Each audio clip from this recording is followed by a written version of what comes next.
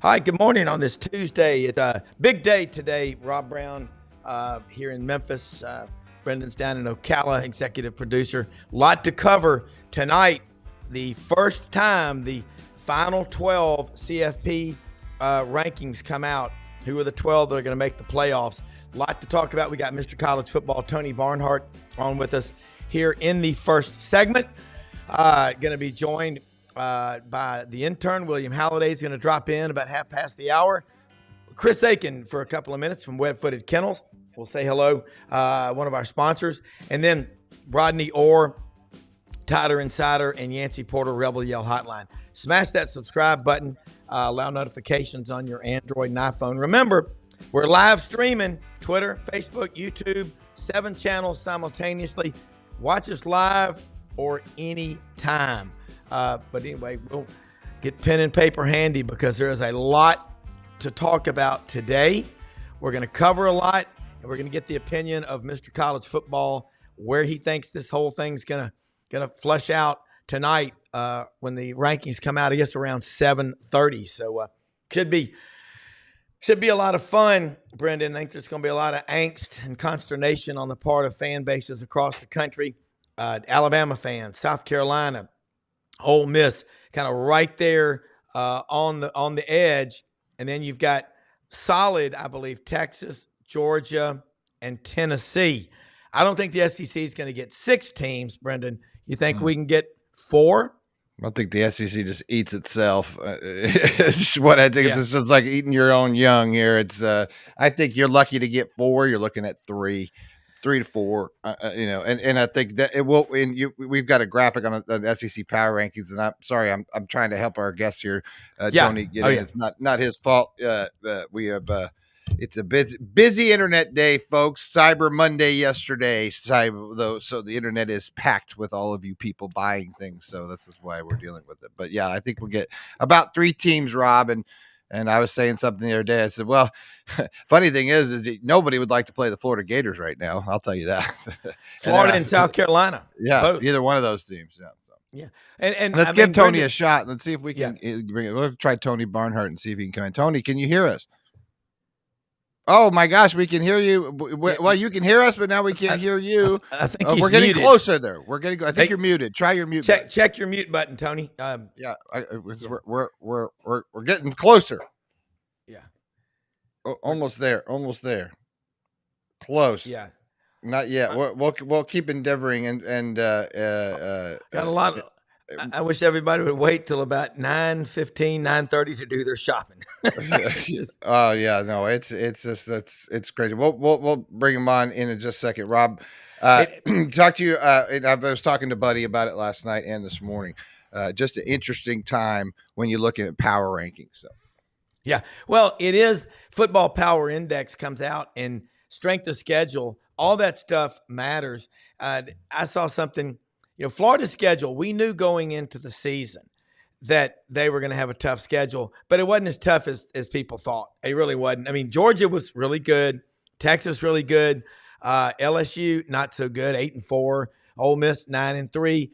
And Florida State, the worst team in school history. And they've had some bad ones. But that's what we talked about in the preseason. You got to be careful of getting caught up in logo fever because you start looking at who you're playing. And as I said over and over, those teams that you think are all going to be so great, well, some of them are, but some of them aren't going to be that good. And some that you don't expect to be that good will be better than expected. Case in point, South Carolina. Now, Brendan, that Gator program benefited. It sucked for Graham Mertz that he got hurt.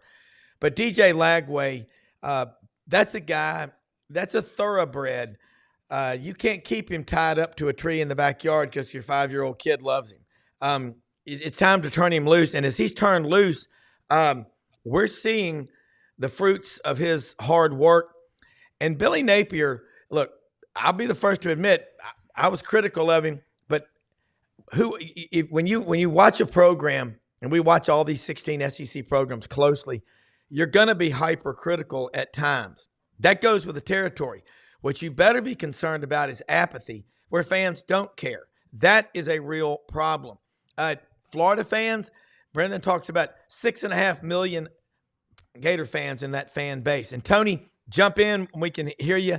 We're going to test it out. We're sorry, Tony. It's definitely not your fault. You're always such a great guest there. Yeah. And Rob's going to text me your phone number, Tony. I'm going to call you really fast. We're going to get this fixed. Tony, we'll get this worked out. Just a sec. Yeah. Okay. Sorry, Tony. So he's such an all-star. I'm so embarrassed. I feel so bad, Tony. Yeah, Tony. We love you. We'll get you worked out, buddy. I'll send it to him right now. But what I'm seeing happening across the landscape in college football is there are a lot of people saying, well, we should be there. And then they're saying, okay, well, that head-to-head matchup when we played, that doesn't matter. The hell it doesn't. That's why we play the games. And I'll tell you, Lane Kiffin is right about that, saying, look, if we're not going to play the games, what are we doing? I mean, what do these matchups matter for? You know, they've got to mean something. I just think these are discussions. Sometimes I think the timing of these discussions, after a loss or whatever, I think sometimes it's an off-season thing. But I understand the frustration and I get it. But that's where you got to credit guys like Billy Napier in a lot of ways because he's held his locker room and team together, right? He's kept that culture alive, and I think that's to his credit. Well, he really has. And you look at Florida. And you look at those receivers, look at the extra step of speed and just confidence. When you get a quarterback like DJ Lagway back there who can run, but he's a great passer. I mean, he can throw 50, 60-yard spirals. I mean, he's very accurate. He gets the ball where only his receiver can catch it. That's what makes a great quarterback, separates him from the other ones. Gators beating LSU, Ole Miss, and Florida State. You go back in August, people were like laughing, but I picked them to win 2, if not 3 of the last 5, and they did it. Now they're going to go in a bowl game, chance to go 8-5 because I picked the Gators to go 8-4 in the preseason. I thought that when they got to the end, it would be like it was. And you look at the Georgia game, that was a 20-all game with 7 minutes left. Other teams in the SEC, South Carolina for sure.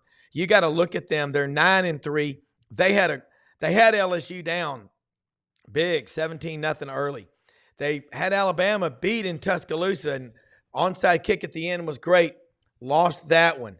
Okay, the only game where they were dominated was Ole Miss, 27-3 in Columbia.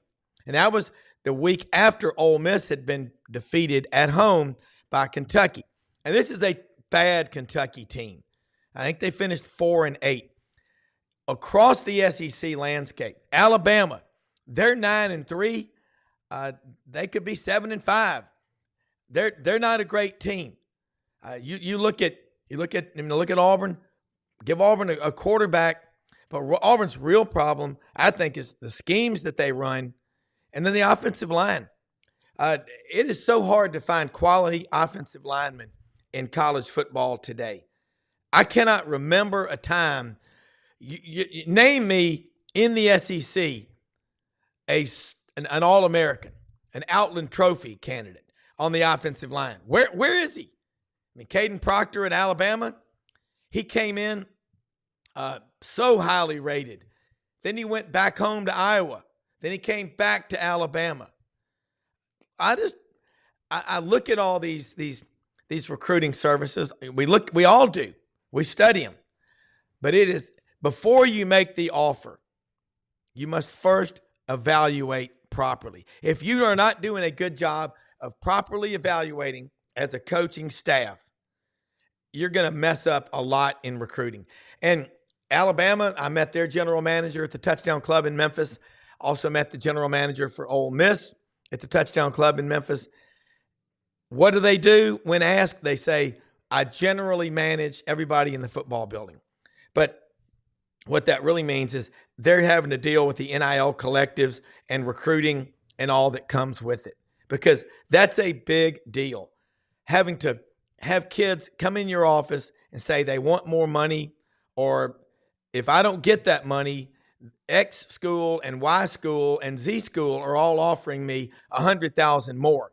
You're in there trying to draw up winning game plans, manage your coaching staff, recruit high school, deal with the portal, keep recruiting your team. I predict, and I'll tell you a case in point. Look at Ohio State. Allegedly spent $20 million on this roster. They did not beat Oregon. They lost 32-31 out in Eugene earlier in the season.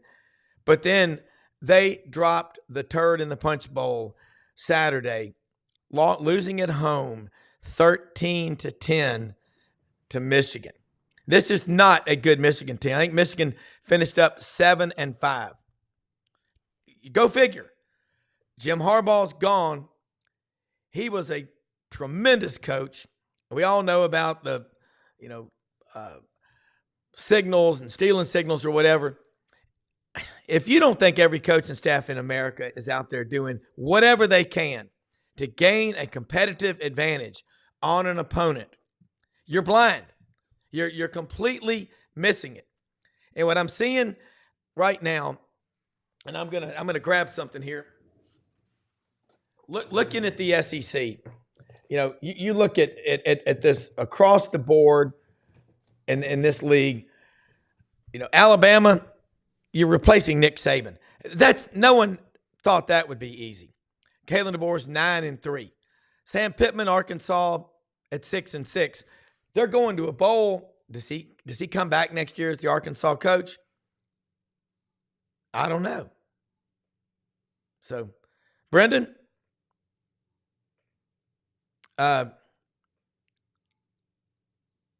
if we bring Tony in,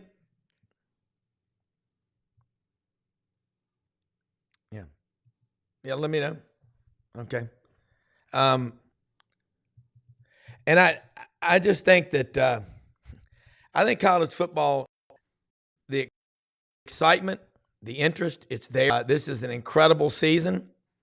People are absolutely loving it. The TV ratings, I can't wait to see what they look like. They ought to be fascinating. If you get 4 million people to watch a game, that is huge. We've had some 11 and 12 million audiences in some of these SEC contests. Georgia, Texas coming up Saturday. That ought to be an incredible game. That should be an exceptional game. I think Georgia wins again in the rematch. Georgia is a team when their backs to the wall is as good a team as you will see in college football. Texas is really good. Texas's defense right now is the dominant defense in college football. So, Brendan, let me know when Tony is in. But I see Georgia winning again. That puts Georgia at 11-2, and they'll be a host. They'll be a host for the college football playoff, and that puts them in a good position. Tony, can you hear us? Yeah. Okay. All right. Tony, what give your thoughts on what you think is happening tonight when they release these playoff rankings?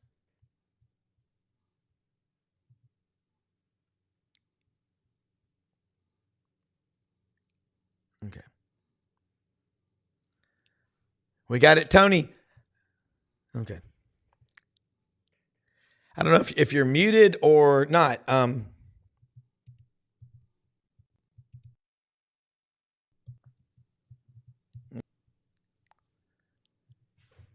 Okay.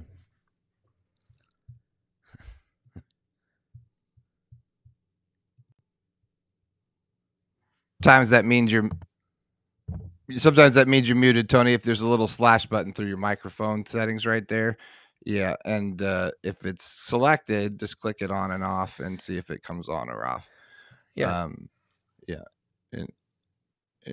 And I think we just got it's just these goofy settings. All right. So Rob, you were talking about Texas. And we were talking to Ken Capps yesterday about Texas, and he had a lot of great things to say just about how Sarkisian's got them playing in the SEC this year. And I think that, even Urban Meyer at the beginning of the year had mentioned that Texas was sort of the team to look out for. Well, Texas's defensive line was a great defensive line coach last year, and then LSU had far fewer defensive line team, the 24 version, than they've ever had. And you saw that. That was pretty obvious. LSU, their defense, they could not stop teams that wanted to run up the middle on them. I mean, the same story every week this season. Again, they're 8-4. I look at this Texas team and what they did to Texas A&M. They went into College Station and won 17-7, but they did not allow Texas A&M to do anything offensively that they wanted to or really needed to. 10,000 people. That was the biggest crowd, I think, in the history of college football. Well, no, Tennessee and Virginia Tech played at the Bristol Motor Car Track, and there were 160-something thousand at that game. That was a massive crowd. But this was an incredible sight. But the highlight for Texas A&M was when they played the Aggie War Hymn and they all swayed together. That was it. There was nothing. There was a pick six. That's all they got. Hey, Texas A&M 8-4, and I think Coach Ellis Johnson said on the show yesterday they really had been trending down the last 6 weeks, and they, Auburn beat them in 4 overtimes. Auburn had a 21-0 lead, and couldn't put them away. William, can you hear us? Yes, sir, I can. Yeah. Okay. Man, well, we lost Tony. I don't know what happened to Tony, but I'm going to have Chris Aiken hopefully joining us here in just a couple of minutes from Web-Footed Kennels, one of our sponsors, for a couple of minutes. But, I hate that we couldn't get Tony on. Don't know what's going on with the internet today, but just issues that you have when you live stream. We're working on getting this fixed. William, SEC, I think, is lucky to get 3 teams into the college football playoffs. We were talking a few weeks ago. I wasn't really thinking it. People said 4 or 5. But we're cannibalizing each other, aren't we? Yeah, we are. Obviously, right now, as of right now, you have Tennessee, you have the SEC champion, whether it be Texas or Georgia. I believe, so Alabama is what I'm hearing. They now have a slight chance to possibly get in. I don't know if I believe that based off their schedule and rankings or whatever. I still believe that Georgia is the only possible 3-loss team to get in. That's my own opinion. I heard Paul Feinbaum say that a few weeks ago. He believes that, and I'm just right on board with him about that, just because they had the toughest schedule out of anyone this year in the SEC. They have 2 wins against Texas and Tennessee, 2 big wins, and their only 3 losses, if it were to be that, would be the Texas and the SEC championship, and then the other 2 losses to Ole Miss and Alabama, all ranked teams within the CFP, and that would be the only 3-loss team I believe that the committee would accept into the playoffs. The only 3-loss team is who again? It would be Georgia if they were to lose in the championship. Sorry. Yes. Yeah. No, and I agree. No, and I think Georgia beats Texas in the rematch. There have been 6 or 7. No, there have been 7 rematches in the SEC championship game from the regular season. They played again, and in those rematches, the team that won the first time is 5-2. And really, I mean, people say it's hard to beat a team twice. I don't agree with that. I think that it's not. I think that is an overused, thought, and I don't agree with that. Dominated Texas A&M. I don't think Texas A&M's that good of a football team, William. I mean, look at Texas's schedule. It's the weakest. It's the weakest in the SEC of the 16 teams. What does that mean? I mean, yeah, it does mean that if you don't have as great of a schedule, I mean, you look at Indiana too. I mean, they didn't have that great of a schedule, and then they played Ohio State, and that showed on their schedule. And they couldn't beat Ohio State because they played a weak schedule, and they didn't have any teams to go to compare Ohio State to. Yeah. That, in my opinion, that's why I don't think Indiana should be a part of the college football playoff. Their schedule was weak, even though they have one loss. So, besides Ohio State, and they didn't even have a real big signature win, to my understanding.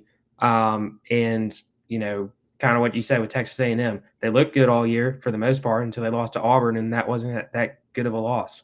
So, yeah, I agree with you.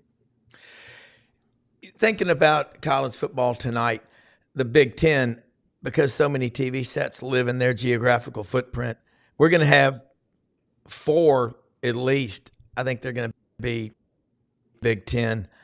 Ohio State, that loss to Michigan, the loss to Oregon's a quality loss. Loss to Michigan is not. Ohio State allegedly $20 million on this roster with NIL money. What does that say about going out and buying a roster? I mean, how much money do the Dallas Cowboys spend on their football team and Jerry Jones? And in the last 28 years, how many playoff games have the Cowboys won? 2, I believe. 2. And they spend more money than the federal government. What do you think this is going to change how people do NIL? Anything? Well, I agree with you because, I mean, we're all starting to see like money can't do everything for a team. It's all about the coaching and just the culture within a program. I mean, you're seeing that with Freeze right now. I mean, Auburn didn't go and buy anyone in the portal this summer. They could have done that with a quarterback, and they chose not to. Now, even with the money that Auburn spent, I mean, yeah, got better wide receivers, but the coaching still isn't like going up to how much they spent in the portal. So really, it's about, you have to pair coaching with money. And Freeze, as great a recruiter he is, the coaching you haven't really seen that to rise up to the occasion. Just like with the record, it's not showing. So Ryan Day, even though he's a great coach, he's not being able to win the games that he's supposed to win with Michigan. And yeah, I agree. Just with money can't do everything. It can get you a great roster, but it's all about the coaching. Mm-hmm. Yeah, it is all about the coaching. And Rob's check back in. William, it's good to talk to you. We're excited. Hopefully, have you come do some work for us this summer. William's a very talented writer and a student. What year are you? Junior or senior year, William? I'm a junior. Junior at Auburn. I wanted to talk to you from your perspective. I love the interns' perspective on college campuses. We had great interns last year at Gator. GatorBaitMedia.com. You all here, I said, what an exciting time for you to be a student journalist, especially all the breaking news, especially in Florida, comes out of the alligator and everything else. So exciting time for you. What do you think, William, the overall take on this, post game? And I'm talking to you as a younger person, but it just felt like there was some sort of like meme or something where everyone was going to go, if you won your rivalry game, you're going to go plant your flag in the middle of the field or something like that. It was like a TikTok or something. And like the adults didn't get it or something. It's like everyone missed it. And then you see it again, the Michigan, Ohio State game. And then you see it again in the Florida State game. Didn't it feel like there was just some sort of like else going on there?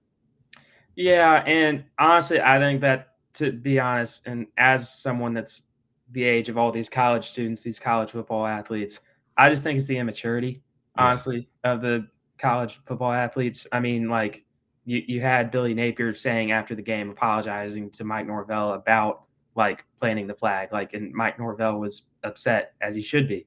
I would think I wouldn't want someone planting a flag on Auburn's field. I mean, just think about how your team would react if another team planted on your field. It's just it's common courtesy not to do that, and just to like, you can cheer or whatever, but just like when Baker Mayfield did it, I don't know. It's just I just thought that was immature of him to do that. And it just caused riots. Like, you literally had players getting pepper sprayed on the field in that Michigan Ohio State game, and it was ridiculous to see. I mean, Fox or like still broadcasted all that for like think another I 10 was minutes. surprised, because I worked in broadcast television for a long time, and I'm going to bring in Yancy Porter here from Rebel Yell. Hey, Yancy, welcome to the program. We're talking with William Halliday, intern for the program, also junior at Auburn. How are you, Mr. Porter? I'm doing great. How Yeah, about you two? we're doing good, thank you. We're just discussing. Rob's had some internet issues out there in the Cherry Farm. We were discussing end of the game stuff. William was saying how was the immaturity for these players to want to go out and plant their flag on opposing fields, that kind of thing. Florida State. That's been going on. This has been going on a long time. And you go back to Georgia, Florida. It goes. It's part of the game. What's your take on all this stuff? Because we're gotten to the point now where players are getting pepper sprayed on the field. That was a bit much. Yeah, I mean, look, nobody understands fights more than Ole Miss and Mississippi State in the Egg Bowl. So we're accustomed to that, but it has to be natural. And if it's natural, I don't have any problem with a scuffle or two. But when, like you said, that was a meme. That was all set up. When it happened at 6, 7, 8 different schools, the same thing. Put the flag in the middle of the field, and then that's immaturity. That's not natural. That's a setup. So Totally. I just thought it was very immature. Yeah. I thought it was great, to hear William's perspective, because he immediately came out and said that he felt that was immature, and I agree with him. I think a lot of people feel that way, and it's funny how the disconnect between student athlete, which doesn't feel like student athlete, and student body now. Is that because of the NIL, William? Do you think is that the separation? Is like these guys are now ballers, or they got money, or is there a major difference, or no? We're gonna try Rob. Not really. I mean, even before that, like, I wouldn't say, like, plant the flag on the field or whatever. So I mean, yeah, some of it's like, okay, now you're seeing like Shooter Sanders or whatever, like pull up in this super nice car, Rolls Royce or whatever. And it's just like, yeah, they have that. They're completely different from us. We get it. But I mean, it doesn't like keep them away from making like stupid things on the field, stupid acts on the field. Doesn't like say that that's okay. So yeah, I mean, I don't really see them as much different. I see them on my college campus. They look completely normal. Yeah, but you don't feel like it's the way it's always been, as far as like there's student athlete, those guys are football players, whatever. You don't feel like it's like there's even more separation there. That's sort of my question, was like, they like professional athletes now, and is there a feeling difference like that? Not really. I mean, I have classes with them in business classes and Triple H and everything. It's just like it's in Louder, and it's nothing different. I literally saw Champ Anthony just in Louder, just like gave him a high five or whatever. And like, Nice. just I don't see them as like completely different or whatever than I would an NFL player who I know is like making this as a living. And this is his job. Like as a student athlete, this is your main thing. This is what you're being paid here to come here for, which is a whole nother conversation, whether they should be, paid by the university or whatever as part of the staff or whatever. That's a whole nother conversation that I've heard. But yeah, I mean, I don't really see them as different because they have NIL money. So, Rob? Yeah. I think what's going to be interesting though is when the new revenue sharing takes place, and the NILs is just going to continue to go up. And now 75% of the 22 million is going to go to the football program. You can do the math.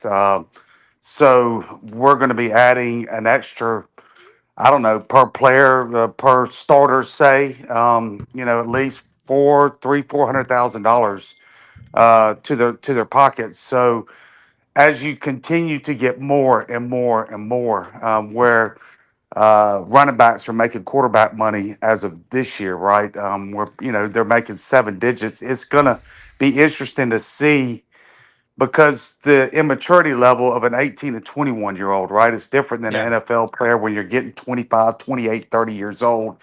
How the conduct is out there on and off the field. Yeah. Well, Rodney, jump in here real quick. We talked about, why coaches have left the game and basketball. We've seen guys like Jay Wright, Roy Williams, Coach K. Nick Saban, I don't think, liked it. There are other coaches. Chip Kelly left being a head coach at UCLA to be an offensive coordinator at Ohio State. And, man, he hasn't really changed the game dramatically. But your thoughts now tonight. You got Alabama right there in the last playoff rankings at 13, Ole Miss 14, South Carolina 15. Does Alabama have a good case to be in the college football playoff based on what you've seen this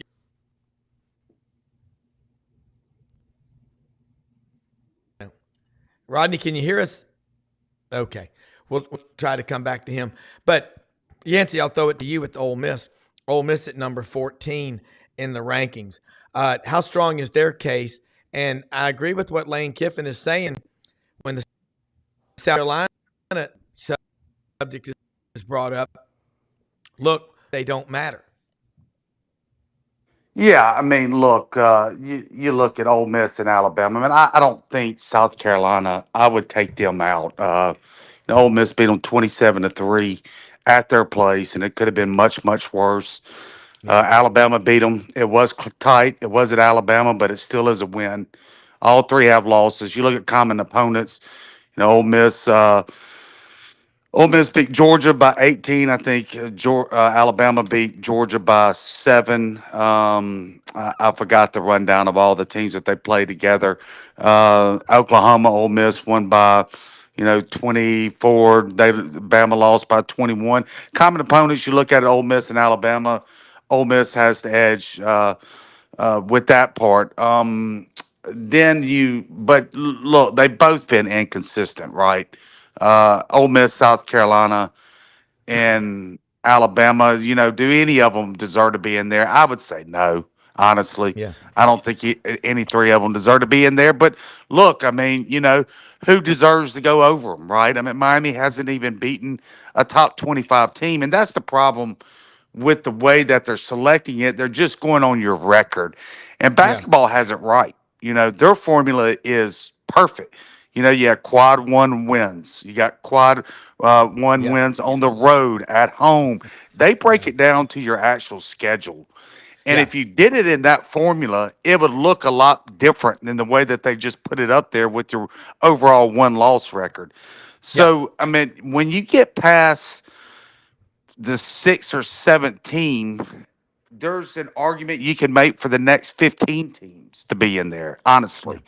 So, but do Ole Miss, Alabama, South Carolina deserve to be in the playoffs? My answer would be no. Yeah, and look, Rodney, we are.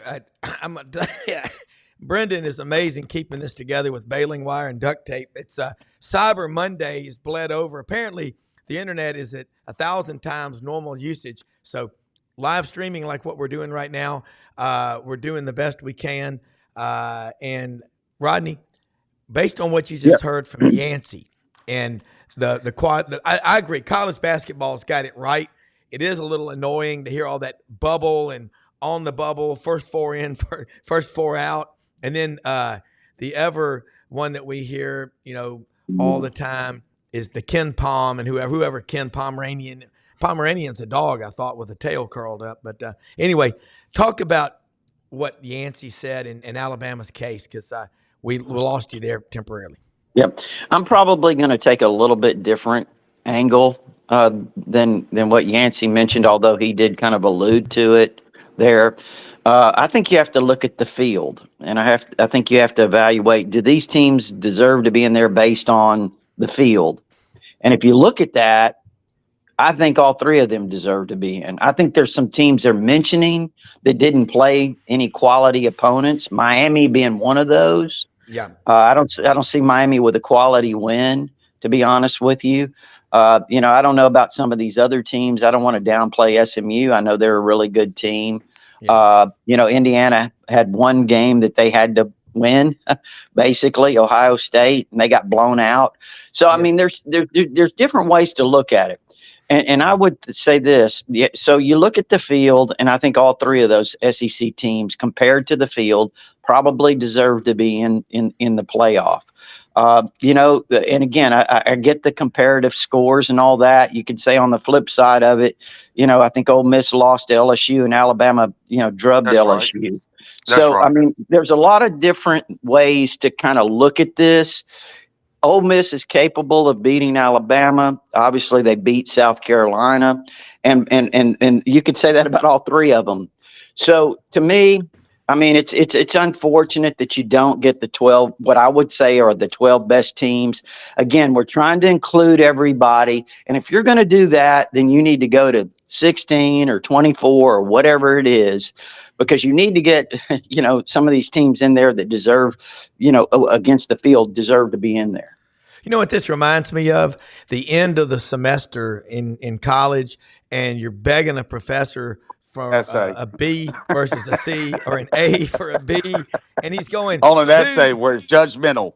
And, yeah, look, Rodney's right. I mean, Ole Miss, Alabama, and South Carolina are one of the 12 best teams. I mean, they're better than SMU, Indiana, and Miami. Let's yeah, not kid ourselves. They yeah, are, and certainly better than Boise State. So, like Rodney said, is the way that they set it up is just bad. yeah, We got one more year on this contract next year, and then you can go to the 12 best teams, and they got to totally redo it. If they want to get the 12 best teams, then all three deserve to be in there. right, But the way that they're just doing a one-loss record, and it sets a bad precedence. Now I'm telling you, because you can forget going to 9. I was advocating going to 10 game SEC schedule to make it more balanced. yeah. So you don't have a situation where Texas literally doesn't play one of the top 5, 6 teams in the conference. So it's the way it's set up was just bad. And so are all three of those teams one of the 12 best teams? Yes, but the way that they set it up, probably not. Rodney, I And you wasn't know what? I'll criticizing. tell you this. Yeah. What's Georgia ranked?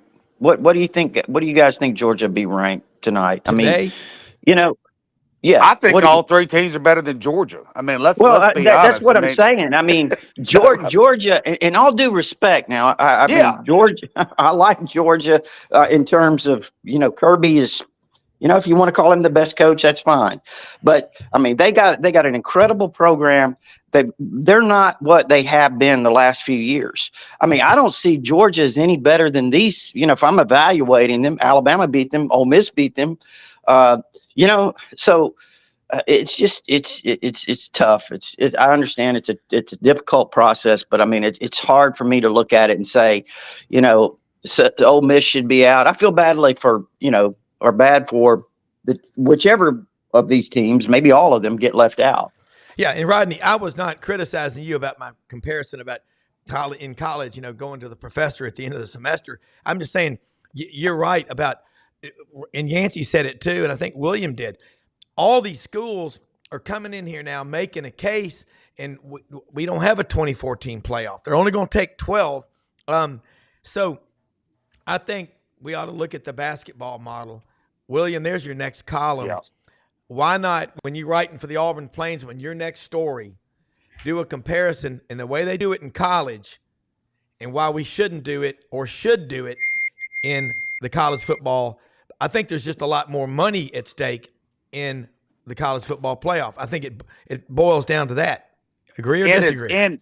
It's going to make it more interesting. It's going to drive even more interest in the game if you Yeah. do the 12 best teams. Because Yeah. why? Because then it's going to force the SMUs and the Miamis and the Indianas to play. And say the conference really is not that strong, then you better set up a strong non-conference schedule, just like basketball, right? You hear Yeah. basketball coaches talk about it all the time, like, hey, we've got to get a great non-conference schedule to make the tournament, because Indiana and SMU, uh, Miami, they're not even in the picture. They're not even in the top 30, right? Yeah. So what you're doing now is you are forcing these schools. You're going to force the SEC to remain at 8 games with 16 teams, which is ridiculous, and then you're going to force them to play the Slippery Rocks of the world Yeah. Three patsies. Schedule Power 4 team that's weak, and a 30-year season is snoozers, and Yeah. nobody wants that. You want interest every single week. I mean, I'm Yeah. telling you, sitting in September in 100-degree weather watching Slippery Rock play is not fun, and Yeah. it doesn't William. do anybody any good. Yeah. And William, along those lines, what's your next story? Well, yeah, and for this whole playoff format, in my opinion, like you're never going to get it right. Someone's going to be left out. Someone's going to be mad. There's going to be criticism either way about this new playoff format because all about, as y'all said, is about money. It's about creating revenue, and the more games you have, the more money you make. And I get that, totally understandable that the college football playoff wants to do that, but I don't think it should go past 12 teams. Now, maybe they can put it like in a different way in terms of 14, 13, whatever kind of teams they want, but just the more teams you add, it's just like either way, those teams are going to get bounced probably first round. I mean, you could have like a huge way of upsets of whatever, but I just don't think it's the same as college basketball. Now, I agree that college football needs to have a way of like with quad one wins or whatever. Like look at Gonzaga, like they had to beef up their non-conference schedule when they had like Drew Timme and all those guys because their conference schedule was weak. They only played St. Mary's. That was the only team that they played that was worth anything. I'm sorry, but just yeah, it's just, yes, I agree. Like SMU and Miami and all those teams that are in the ACC or Big 12, they do need to beef up their non-conference schedule, just like Georgia did with Clemson. I mean, it's Clemson, but still, just like they need to make their schedule harder earlier in the year. Yeah, and Rodney, tomorrow is National Signing Day. I mean, we haven't even talked about that. Recruiting is so crazy. It's kind of morphed in. Recruiting, you go Wednesday, Thursday, Friday, and then Monday, hey, coach, now you got the portal. I mean, and guys are already coming out and saying they're leaving or entering the portal or whatever. Anything unusual you think going to happen tomorrow at Alabama with this recruiting class, which is one of the top 2 or 3 in the country again? I mean, this thing is unpredictable. I mean, I sit here today and can tell you that, I think there's one guy that I would say Alabama fans are probably concerned about because he's decided not to sign tomorrow, going to wait till February. And that's 5-star offensive tackle Ty Haywood out of Denton, Texas. Mm-hmm. And it appears by all indications he's intent on visiting Michigan. And he recently he and his family employed a NIL agent to kind of go out there and test the waters. Okay. And Michigan is becoming a major NIL player now. And, it seems like that they're going to go the Texas A&M route of about a couple of 2 or 3 years ago. You remember when A&M signed that record-breaking class, and there's not very many of those guys left, including the head coach, by the way. No. So we saw how that kind of philosophy works or whatever, that approach. It didn't work very well for A&M, but that's what Michigan is doing now. You'd be shocked that Michigan is this is a program that prides itself on the way they do things. And, to me, they're outright buying players. And there is a market value out there. And I think they're going way beyond on some of these guys. But anyway, with all that said, I just think he's the one that probably is the one to watch. And I know there's obviously Alabama's in on some guys that they may flip. Themselves. Derek Meadows from LSU is a 4-star wide receiver out of Bishop Gorman High School out in Las Vegas. Donovan Starr's committed to Auburn. He's a 4-star cornerback out of Brentwood, Tennessee. I know he visited Alabama for the Missouri game back in late October, and I know somebody that was around him, and I know he had a great visit. The one thing I do think is Auburn's still in there battling hard. They've got a great relationship with him, and they've got a much longer relationship with him than Alabama's had. So, we'll see what happens there. But, again, I think you look at Alabama, this recruiting class, I think if you look at it closely, the one area where it's probably not as good would probably be the defensive line. And again, not that those guys that they've got committed are bad at all, but they're just not recruiting on the defensive line at the level they are at the other positions, in my opinion. Yeah, Yancey, same question for you with Ole Miss. Anything unusual going to happen tomorrow? And then we know that Lane Kiffin loves the portal. God, if Monty Hall was alive today, let's make a deal. Would be going behind door number one. We have Alabama, 18-time national champion. Behind door number two, Georgia. They won 2 of the last 3. Behind door number 3 is Auburn. Get you some Yellowwood.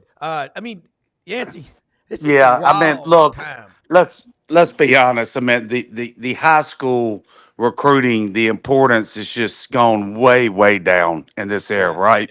You see the teams that are struggling. The thought was that you build through the high school ranks, like in Alabama and in Georgia and Ohio State, and teams like that. And those are the ones that are struggling now, right? Those are the ones that aren't as good as they Yeah. were because they're not as active in the portal. So it's just your position coach can change for a high school kid, and in the spring he says, "Ah, never mind, I'm going to go to this school," right? Or Yeah. maybe he just gets more money. So, they don't want to wait 2 or 3 years to develop. So the high school ranks, just the importance of it is just it's not there anymore. I mean, I hate to Yeah. say that, but yes, Ole Miss is going to most likely flip 4 or 5 guys. Tyler Miller, offensive tackle from that's committed to LSU. He's the top 50 national guy. I expect him to sign with Ole Miss tomorrow. And Connor, the offensive lineman, 4-star offensive lineman from, he's actually from Florida that's committed to Arkansas. I expect him to flip. Tyler Lockhart, a 4-star linebacker that's committed to State. I expect him to flip. They got a JUCO offensive tackle, Mississippi State, that I expect to flip. And there's a couple more guys. They're going to get 5 or 6 guys that are committed to other schools. A running back out of Texas that was committed to Texas. I expect him to flip. So they're going to have their best high school class by far under Lane Kiffin. They're going to end up signing 15, 16 guys that are 4 or 5-star players, which is more than what we've seen under Lane. So Lane is trying to get more high school talent that he has in the past and not be so reliant on the portal. But the programs that are really heavily involved in the portal are the ones that are really moving up the charts, and the ones that are not, that have been trying to rely traditionally on the high school ranks, are the ones that are not near as good as they were, the programs. And that's Georgia and Alabama and the traditional schools, the blue bloods. Yeah. It's all fun on Wednesday, but let's be honest, the real news will be when the portal window starts on next Monday. Yeah, and William, you know what? You could be kind of sarcastic and say the regular person and say, "Well, Lane Kiffin's just waiting to see who everybody else signs and let you work them for a year or two, and if they develop, he's going to come after them in the portal because he don't want to mess with all that stuff." William, looking down there, Auburn's got a top 5 class. Donovan Starr, maybe he flips to Bama. Vanderbilt, I think that'd be the first. But then Auburn might get Knight offered out of Parker High School in Birmingham. If I had to bet a box of fluorescent bulbs and some sponges and some crystal burgers, I say offered to Auburn, Starr to Bama. You think there's going to – yeah. I definitely can see that happening, and I'll let you know right now, Auburn students, the main one that they're worrying about right now is Deuce Knight, considering Auburn's quarterback situation and what it'll look like years down the road. Now, Freeze will most likely get a guy in the portal, so that even if Deuce Knight hopefully stays, he'll have someone to learn from or just like be behind for the first year. But would love to have Deuce Knight stay. Know that he's been looking at Ole Miss the past few weeks, been there. So that's been scary for Auburn fans. I'll let you know that. That's the main thing that they're worried about. Would be great to also get that cornerback, 5-star cornerback, but Deuce Knight's the one that a lot of people are worried about down here. And there's a perfect example right there with Deuce Knight, right? You get all this worried about Deuce Knight. Look, the kid's 2 or 3 years away. I mean, he is. I've been watching him since he was in 7th grade. He is. He will be a junior eligibility before he has a chance. Now that's not to say that Auburn is in such a bad position that they're forced to put him on the field, but Freeze is going to be gone if that's the case. So you take a Deuce, and they're going to get a portal quarterback. I know Freeze is, and then Deuce sits there for a couple years. He's he's gone to Nashville in high school, come back. He's bounced around.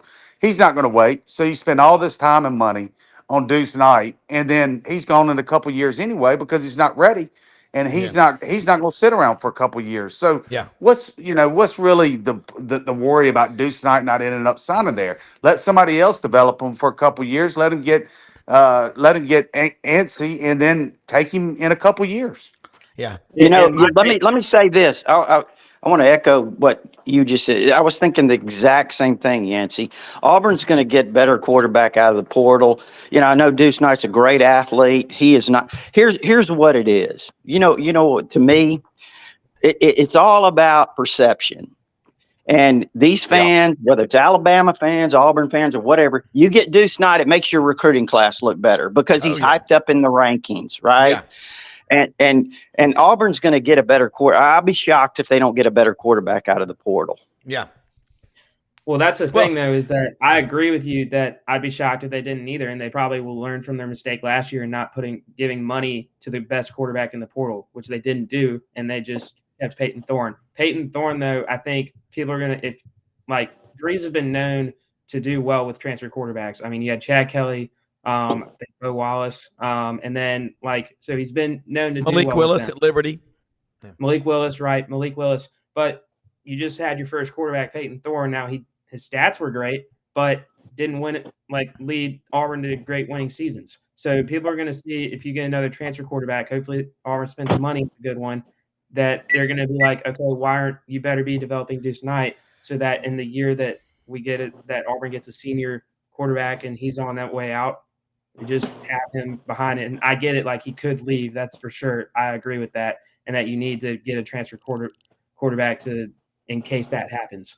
I agree with that. Just in case. The problem with Deuce is he's not going to be ready after a year. So it's not like you bring in a portal quarterback and he has 1 year and Deuce waits in the wings for a year, and then Deuce takes over. Deuce is nowhere near ready after a year. I mean, I'm telling you, I've been watching. He threw for less than 50% even in his senior year. I mean, he's most likely 3 years away. So is Deuce Knight going to sit around for 3 years? No, he's not. No.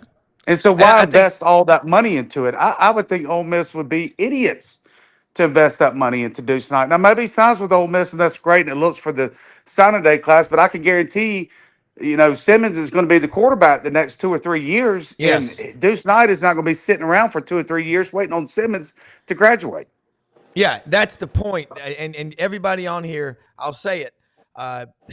You get these kids and coaches love the stars. They love the points, and it looks great on signing day. But again, you've got to go get somebody in the portal. Rodney, you brought this up last week. Jalen Milroe, he's got opportunity to come back to Alabama next year. You know a lot of Alabama fans. What's the feeling? Majority ready for him to move on, or they want him to come back?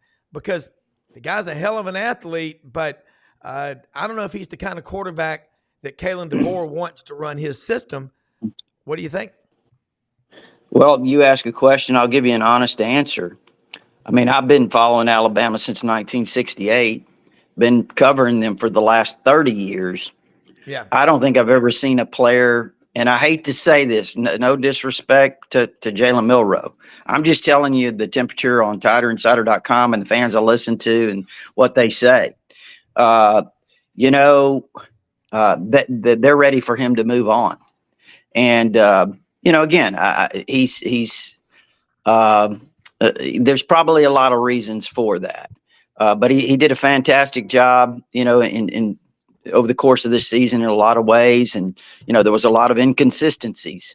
And again, I just think that it's probably best for him to move on. I mean, I think he's probably going to they say he's going to have a really good grade from the NFL.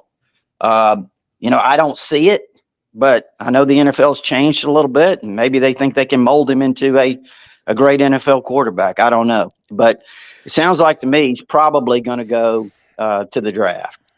Yeah, and it's interesting, quarterback-wise, I don't know who's out there in the portal, but Yancey's talking about a quarterback, Deuce Knight, not even hitting 50% his senior year. That I think that's the hype train that we see on TV. Guys, let's get to another point. You look at SEC.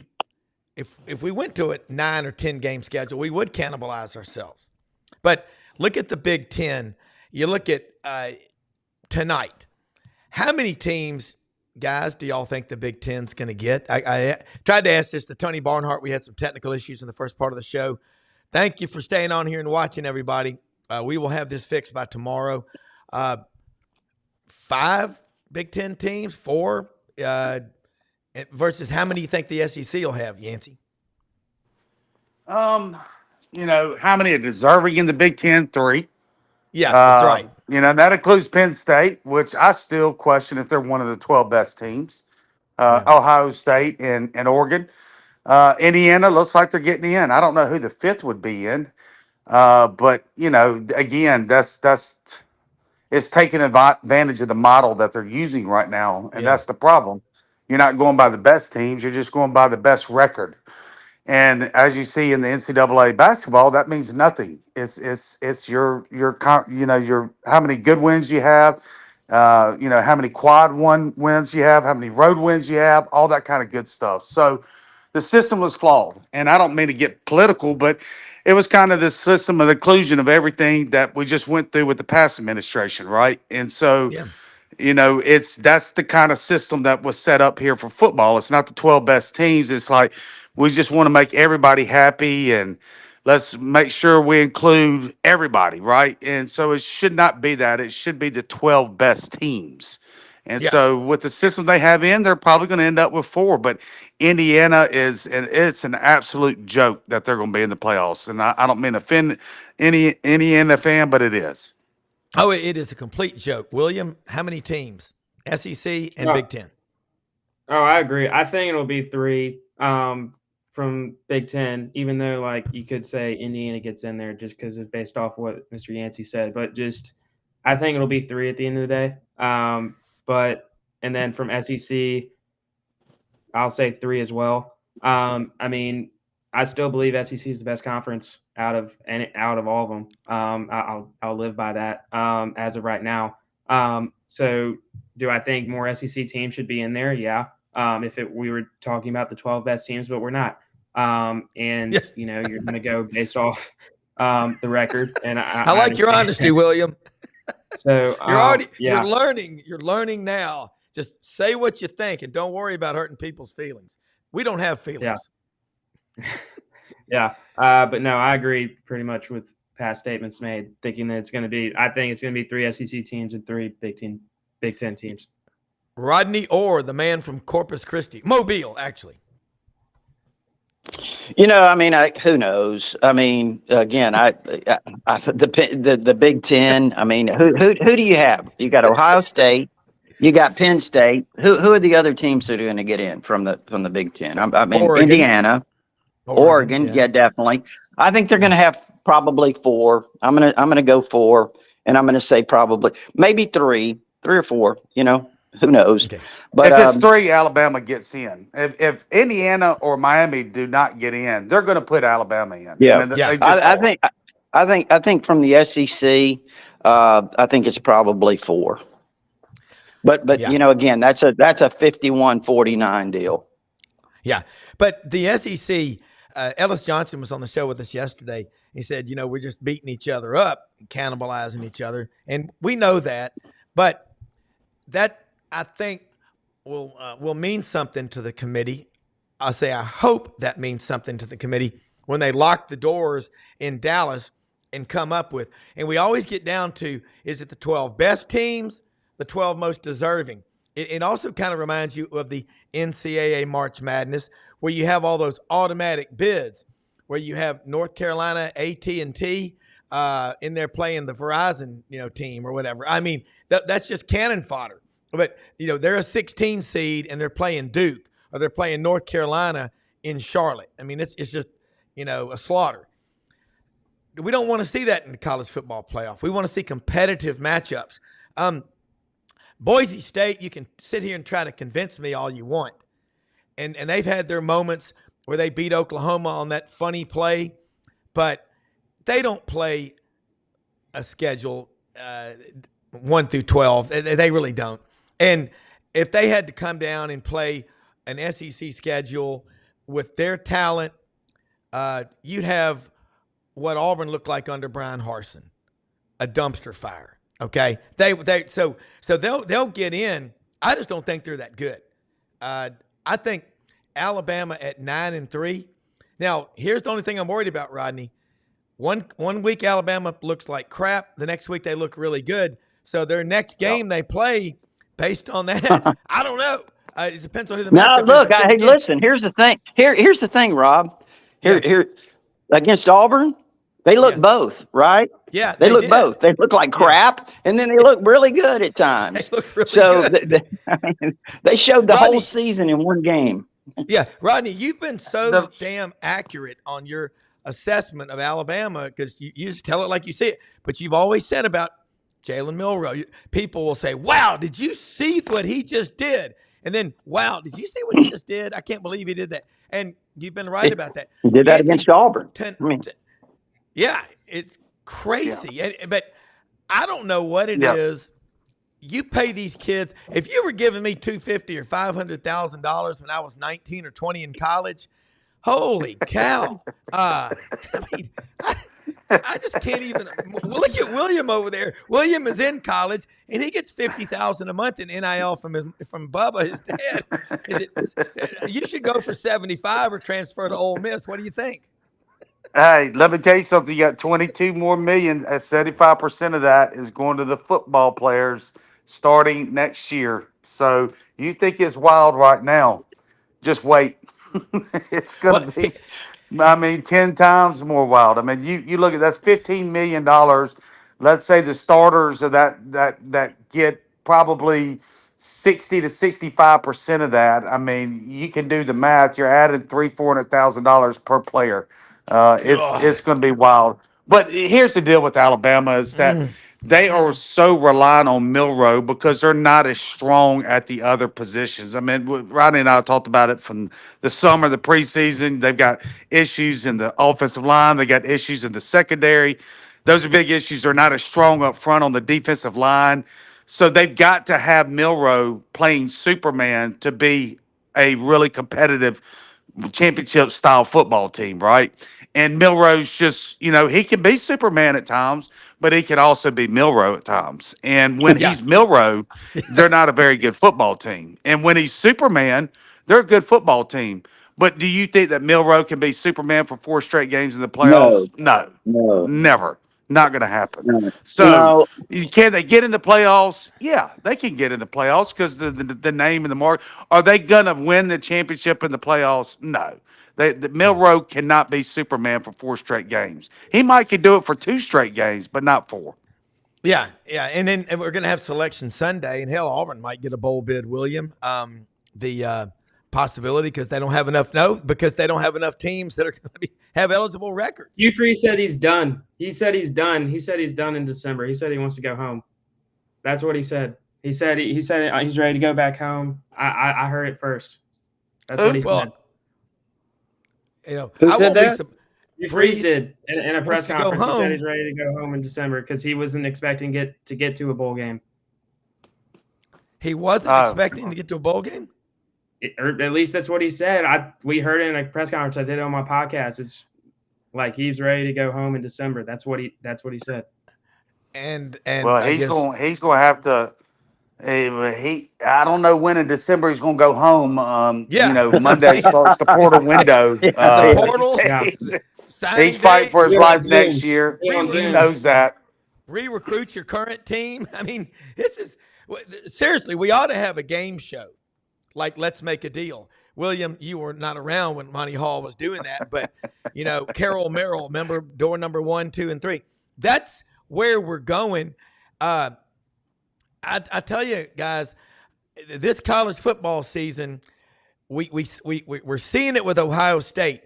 Ryan Day, one of the more likable guys in coaching, seriously. He's one of those guys that ignites furor from fans, and then didn't they use pepper spray on the field in the Michigan Ohio State? I don't want to hear any more lectures from these jackasses on ESPN and TV up in the Northeast telling us how superior the Big Ten is and how the SEC is a bunch of outlaws and all, or any conference, okay? But I don't think to this, to my knowledge, we've ever had to use pepper spray on the field after a game. What are the consequences going to be, Rodney, Yancy, anybody, William, for what happened in Ohio State-Michigan game? Not that it was the only game with some shenanigans, but that was a disgrace. Yet, the minders that are on every TV network, Fox News, ESPN, wherever, they've always got an Ohio State minder on that set. Kind of like when you go to China. You go out for a run in the morning if you're an American businessman in Tiananmen Square in Beijing. You'll look to your left and your right, and behind you and in front of you, there'll be these mysterious other joggers watching your every move. That's what Ohio State does. They are the national media's team. Guys, agree or disagree? Anyone? Bueller? Yancy? Rodney? I think Alabama's the national media's team, but Ohio State's right up there with them. Well, what I mean, Rodney, what he said about Alabama, Ohio State, I'm talking, they've got somebody like a Herb Street on every network, on every set, always trumpeting the Ohio State narrative. And I mean, wouldn't you, Yancy? I see that. It's not that Ohio State's not a good program, but you remember in the year of the virus, they played 4 or 5 games and still played Alabama. Of course, Alabama beat them, 55-20? Yeah. You know, who knows? I mean, you ask Alabama fans, they think the national media hates them. So, I mean, I don't know. Ohio State, Michigan, to me, Michigan is probably the team that I think gets a lot of play that, and they've won, more games than anybody in college football, right? But They have. They've won two championships, and, of course, they won it in '97. They split it. Yeah. And then they won last year, which was a great team. And then before that, I don't think they won anything since, I don't know when, the 50s or whatever. It was 1948. Up Okay, to, from 48. 1948, from 1948 to 1997. Do the math here. Was 49 Gerald years. Ford their center? Was Gerald Ford their center, Rob? You would know. What years did he play? I think he was. I think Gerald Ford was there, and I think Methuselah was on that team as well. But that's it. From 19, or when they started playing football, I think in 1882 or something like that, to 1948, they won 10 national championships. Fritz Chrysler and Fielding Yost and all these coaches were there. But then from 1948 to 1997, they split it in 97 with Nebraska. And then they won it outright last year. They've won over 1,000 games in their history. Hail to the victors, the big house. And, okay, we're going to wrap it up, guys. But look, great discussion. We got guys tonight. You got Gator Insider TV, Rodney. That's on at 6:30. Rebel Yell Hotline every Monday night, 6 p.m. Sports 56 WHBQ and Super Talk Mississippi. Catch William Halliday, writes for the AuburnPlainsman.com. Be a subscriber. Rodney, it's only $48 a year for Gator Insider. Tonight in Oxford and in Tuscaloosa, specifically, since y'all are both on this show, people are going to be on pins and needles. Close us out. And I'm going to say this, most often we see the face of Christ in the least among us. We are the most blessed people in the greatest country in the history of the world. Fix yourself if you want to help others. All right, Yancy, prediction. Does Ole Miss make the playoffs tonight or not? No. There's only one team in the SEC that has a chance to get in and slide in that last spot, and that's Alabama. And that's going to be dependent on if Miami is in that slot or not. Now, will the shakeup of the championship games, could that change if Clemson wins and beats SMU? And there's some likely.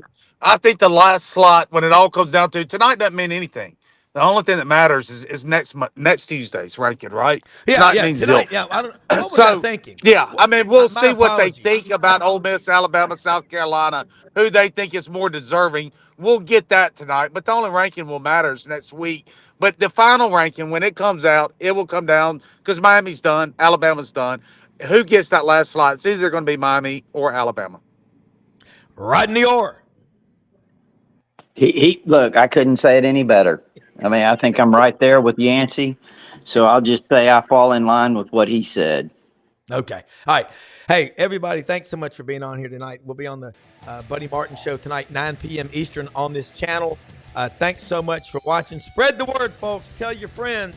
And get pen and paper handy because we'll be back in the morning with another great show. Appreciate it. Good night, John Boy.